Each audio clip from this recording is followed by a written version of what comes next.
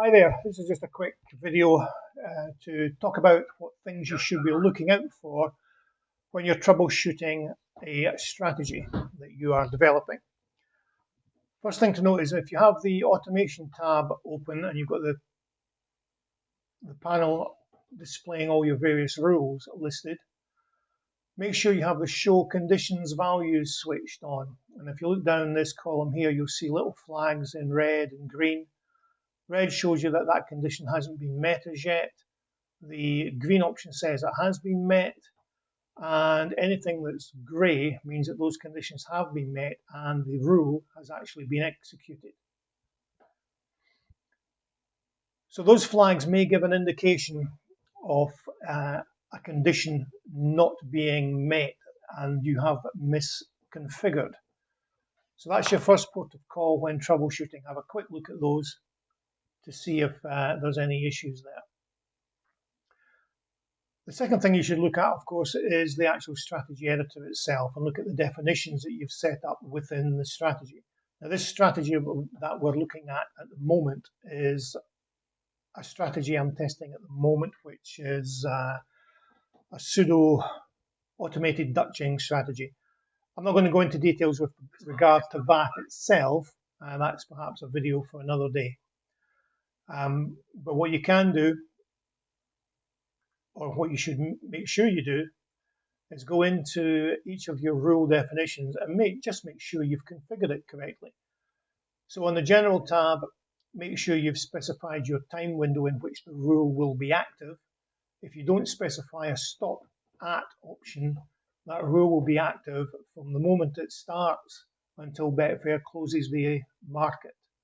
And that may lead to things happening that you may not necessarily want. So just be aware of that. The Action tab, of course, is where you specify what needs to happen within the market. So be aware of, one, your selection option, how you choose your selections, because it's very easy to select the wrong thing here. And also make sure that you're referring to the odds in the correct way. So the best back odds would be the odds at the left-hand side of the market next to where the active part of the market is. And the best lay odds would be at the right-hand side, obviously. But there's other options that you can choose. And again, make sure you've chosen the right one that does the thing you want it to do. It's very easy to misclick on one of these things. But in addition to that, the important thing is to actually make sure your conditions are correct. And similarly, if I just choose any old thing, let me see, selection fix odds. So when I'm in here, you need to specify the horse or the runner that you wish to be able to check. And quite often that setting there should be the same as the setting in here. And it's easy to choose the wrong one there. So make sure essentially all these things are configured correctly. And also it's very easy just to click on the wrong thing, less than or equal to, or to mix ones up. For example, let me just remove that one. And if we go to the market race timer, you'll see the race's remaining time. You've got elapsed time, remaining time, elapsed percentage, remaining percentage. Although theoretically you could interchange these, don't. Just stick to the one thing, either elapsed time or remaining time. Or if you want to work by percentages, just use elapsed percentages or remaining percentages. Don't mix them up because it's easy to lose track of what you should be doing. Okay, so that's the second place that you should go in and make sure that you've got your logic all set up within your conditions and you're specifying the correct selection and so on. There is one other area that you should check when you are looking to troubleshoot your strategy. If I get to the menu, if we go to Tools and choose Options, if you go to the Log tab, Fairbot manages log files in the form of text files. And so you just select the one for today, for example, click on the View Log button, and this will bring out a text editor, generally Notepad, and it lists absolutely everything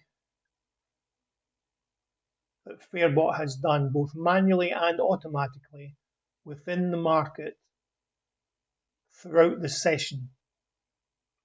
And you'll see there's a whole lot of tennis stuff going on there. I'm busy testing a tennis strategy at the moment. And you can scroll all the way down to the bottom. So the most recent stuff gets tagged into the bottom. The only issue with this is a text file. And when you click on that view log button, it opens a text file in the status that it's in at that time. In the meantime, while you're browsing through this, there may be other things getting added to that file. They do not show up in Notepad. You'd have to close it and open it again.